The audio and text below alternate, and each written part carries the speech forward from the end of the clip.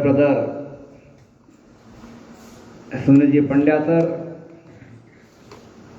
honorable all the staff members, my dear all the students. Today you are looking very smart. What is nice scenario. बहुत अच्छा लग रहा है और हम चाहते हैं रोज आप ऐसे दिखें, केवल आज के दिन के लिए नहीं।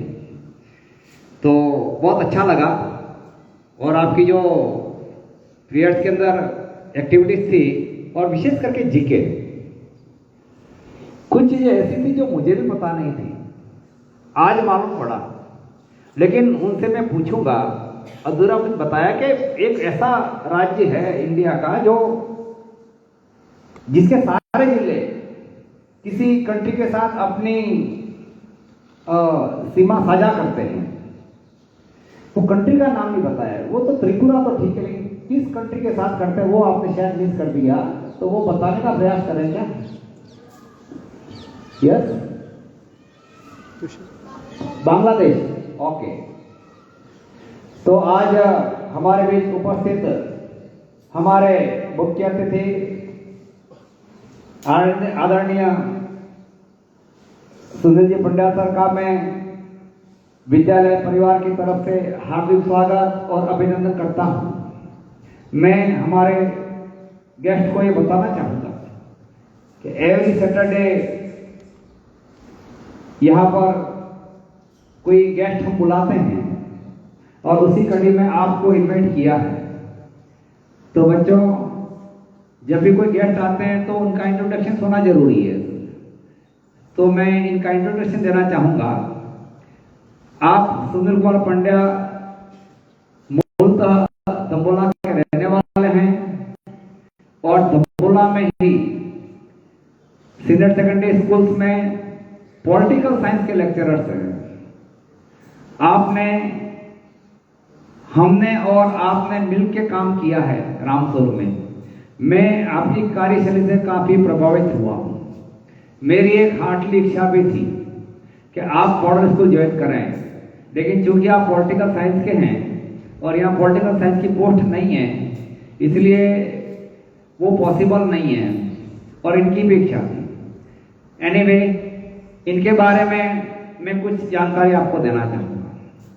हमारे ये राज्यपाल अवॉर्डेड टीचर्स हैं इस क्षेत्र के। बहुत कम टीचर्स ऐसे होते हैं जिनको राज्यपाल अवार्ड मिलता है, उनमें से एक आप हैं। आपको 2016 में माननीय राज्यपाल महोदय ने उत्कृष्ट शिक्षक के सम्मान से सम्मानित किया। दूसरी आपकी क्वालिटीज है कि आप निरंतर अध्ययन करते हैं। आपने 5 विषय में एमए किया। एक विषय में एमए करने में 2 साल लगते हैं, तो 5 के अंदर 10 साल। 10 साल तो आपने एमए करने में लगा दिया, 5 विषय में आपने एमए कर दिया है और भी आगे क्या होंगे, क्या क्या कर रहे हैं। अभी वर्तमान समय में आप हिंदी के अंदर पीएचडी कर रहे हैं। नेक्स्ट टाइम जब शायद अपन मिलेंगे, उनको कहीं इन्वाइट करेंगे 2-3 साल बाद, तो उनको हम डॉक्टर सुनील पंड्या कह के बुलाएंगे। तो मैं ज्यादा आपके सामने मैं तो बोलता ही रहता हूं, लेकिन आज हमें उनको सुनना है, इसलिए without losing any time I would like to invite our chief guest, Mr. Sunil Pandya, please come here और आप हमें हमारे बच्चों को मोटिवेशन स्पीच दें। आदरणीय सुनील जी।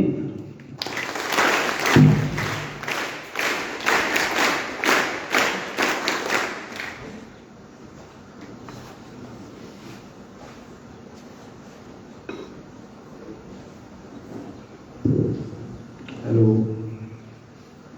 परम सम्मानीय संस्था प्रधान महोदय, सभी स्टाफ साथियों, प्यारे छात्र छात्राओं, जैसा कि आपके संस्था प्रधान महोदय ने मेरा परिचय दिया, 2 बार आपके संस्था प्रधान महोदय जो हैं विद्युत सिंह जी, उनके साथ मुझे काम करने का अनुभव मिला। पहली फर्स्ट पोस्टिंग रामस्वरूप पीठ, उसके बाद में सीनियर सेकेंडरी स्कूल पीठ, 2 बार काम किया। क्रिकेट के कुछ मैच भी मैंने उनके साथ में खेले हैं। इसके अलावा स्टाफ साथी आपके रायन सिंह जी झाला जो मेरे मित्र हैं, जितेंद्र सिंह जी वाघेला के साथ में पीठ में सर्विस की मैंने। पास में दिलेश जी पंड्या, हम एक ही टीम से खेले हैं। सभी लगभग स्टाफ यहाँ पर परिचित है। जैसा कि मेरा परिचय दिया कि 5 सब्जेक्ट में एमए किया हुआ है, अभी भी पढ़ रहा हूँ, पीएचडी चल रही है मेरी। तो जाहिर है आप सभी स्टूडेंट को मैंने सोचा कि अब मैं यहाँ पर शनिवार के रूप में मुझे को प्रस्तुत होना है तो मैं क्या बोलूँ, क्योंकि मैं मूलतः पॉलिटिकल साइंस का लेक्चरर हूँ। तो पिछले 6 साल से मैं राजनीति पढ़ा रहा हूँ, उसके पहले सही ग्रेड अंग्रेजी में था। तो देखा जाए तो किस मुद्दे पर वक्तव्य दूँ ये मेरे लिए प्रश्न चिन्ह था। और हिंदी साहित्य के अंदर मेरी पुस्तक अभी पोइट्री के अंदर निकल चुकी है, जो कि अमेजन पर आपको उपलब्ध हो जाएगी। तो लिखना जो है वो साहित्य के क्षेत्र में लिखता हूँ।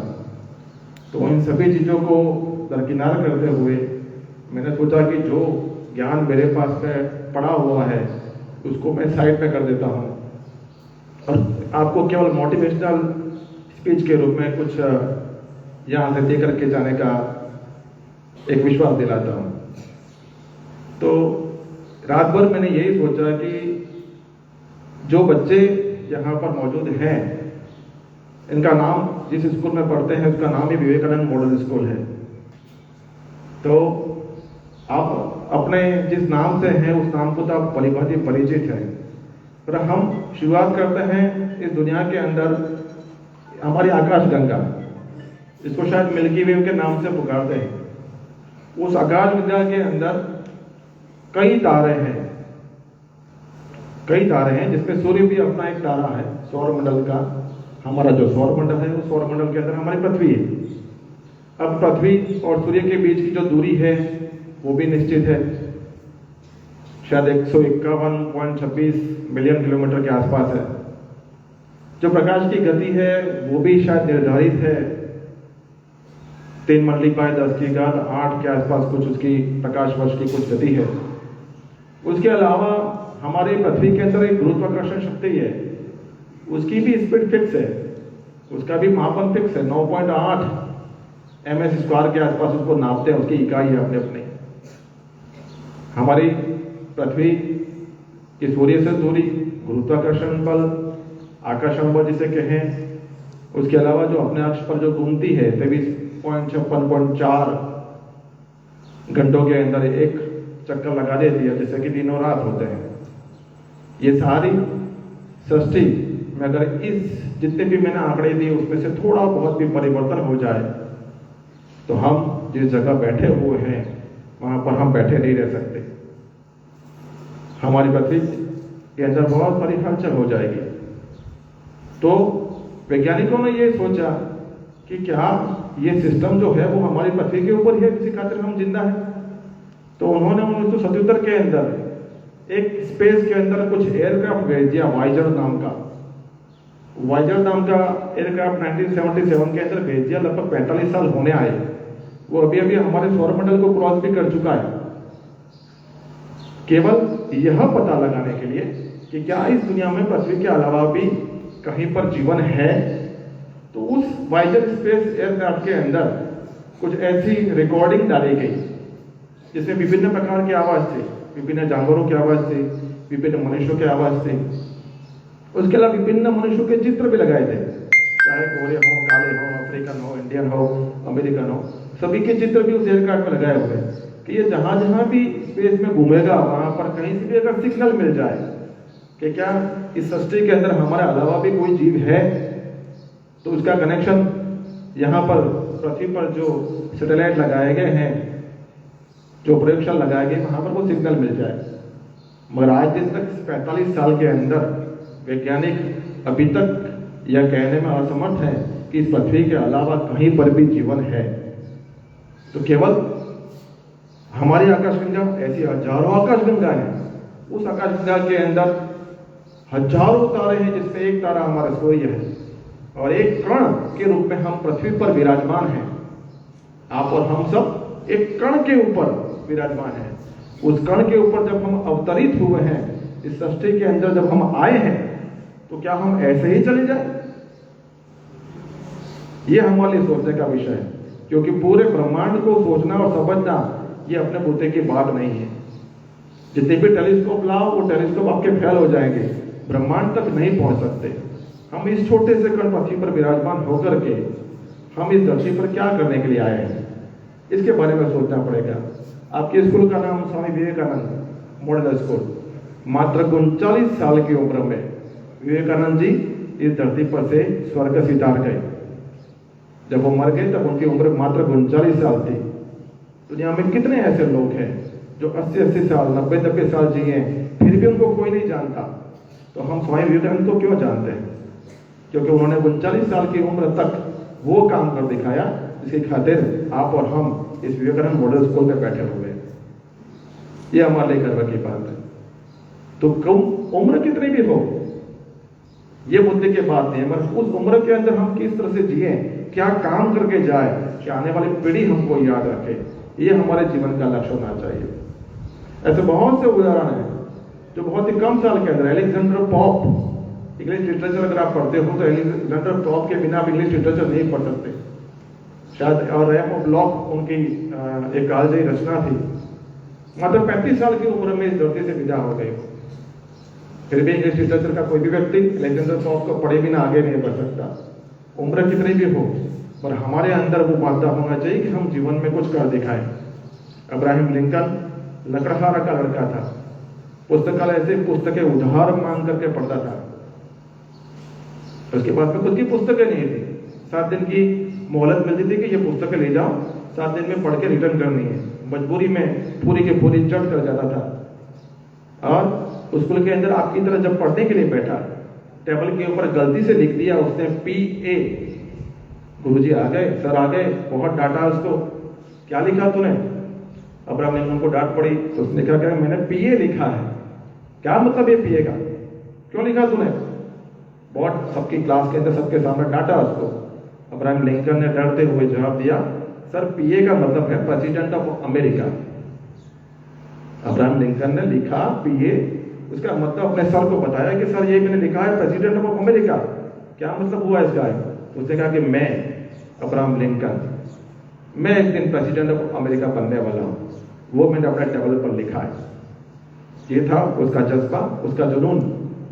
जब वो पढ़ रहा था, लकड़हारे का लड़का था, पुस्तकें तक उपलब्ध नहीं थी, और जीवन में इतनी तकलीफें सहन करने के बावजूद भी, सर्वाधिक सबसे शानदार उदाहरण लिया जाता है कि तकलीफें सहन करने के बावजूद भी सर्वोच्च पद पर कौन पहुंचा, इसका अब्राहम लिंकन का नाम सबसे पहले लिया जाता है।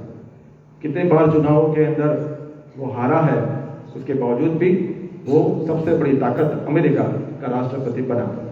तो आप और हम यहाँ पर उपस्थित हुए हैं, वो इन्हीं कालजयी व्यक्तित्व जो है इस धरती पर अवतरित हुए हैं, उनसे प्रेरणा लेकर के हम जीवन में आगे बढ़े। एक रुडोल्फ नाम का 1960 के अंदर एक लड़की थी जो कि रिले दौड़ के अंदर 100 मीटर की दौड़ के अंदर गोल्ड मेडल जीत गई। जब ओलंपिक के अंदर गोल्ड मेडल जीत गई तो रुडोल्फ के बारे में परिचय लोगों ने जाना कि रुडोल्फ है कौन है, क्योंकि उस समय जूता हैक करके एक लड़की थी, उसका नाम पॉपुलर था, जो बहुत तेज धावक थी। रुडोल्फ 4 साल की थी तब उसको मस्तिष्क ज्वर हो गया, डबल निमोनिया हो गया और पैरालिसिस हो गई। अब समझ जाओ, जो लड़की 4 साल की उम्र में पैरालिसिस हो गई है, 12-13 साल की उम्र में उसके स्कूल के अंदर जब भी कोई दौड़ की स्पर्धा होती, वहां पर सबसे लास्ट रहती थी। सब समझाते कि भाई तू पोलियोग्रस्त है, तू नहीं दौड़ सकती हो। कभी हार नहीं मानी। उस पोलियोग्रस्त लड़की ने कॉलेज के अंदर जब अटेम्प्ट किया तब उसके एक सर मिले टेम्पल नाम के, उसने उसको अलग ढंग से हैंडल किया। और वही 1960 के अंदर जब ओलंपिक हुआ, वही पोलियोग्रस्त बालिका इतनी मजबूत थी कि उसने ओलंपिक का 100 मीटर का, 200 मीटर का और 400 मीटर का तीनों ही गोल्ड मेडल जो थे वो अपने नाम कर दिए। और महान प्रतिभाशाली जूता हैक को सिल्वर मेडल से पीछे रहना पड़ा। बीथोवन का नाम सुना होगा आपने। बीथोवन बहुत बड़े संगीतकार थे। बीथोवन बहुत बड़े संगीतकार थे, बहुत पॉपुलर नाम था। भगवान ने उनको कान ही नहीं दिए थे, बहरे थे वो। एक संगीतकार इतना बड़ा कैसे हो गया जिसने कोई संगीत ही नहीं सुना हो। हम रूजवेल्ट की बात करते हैं, अमेरिकी राष्ट्रपति रूजवेल्ट। वो अक्षम थे, पैरालिसिस थे, व्हील चेयर के ऊपर अमेरिका का शासन चलाया उन्होंने। वो पैरालिसिस होकर के भी इतने बड़े शक्तिशाली देश के शासक के रूप में उनका नाम इज्जत से लिया जाता है।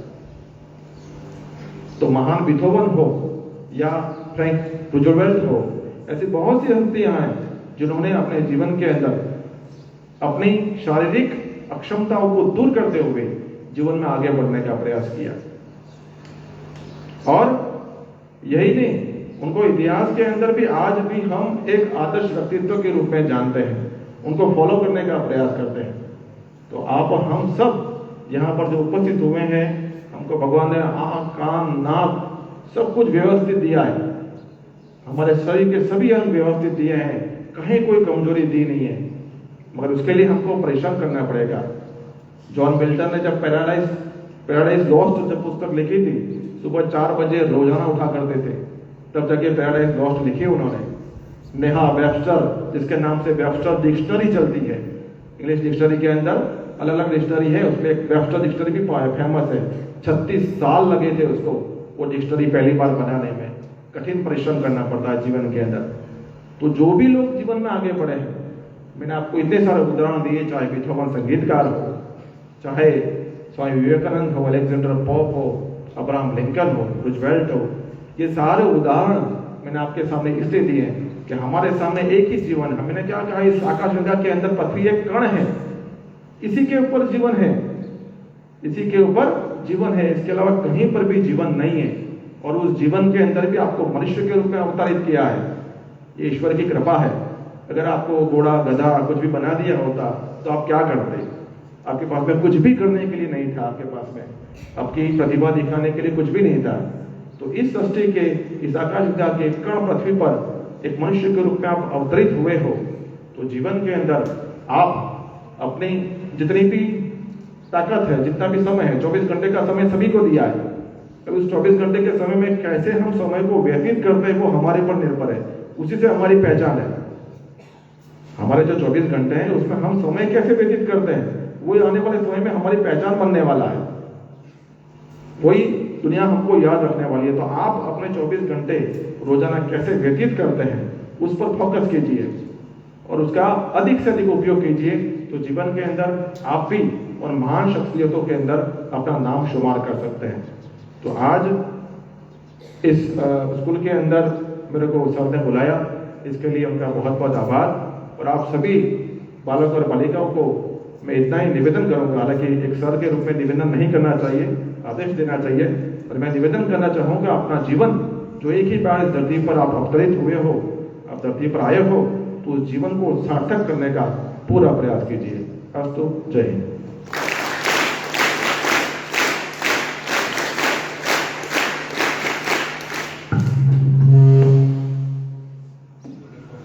Thank you.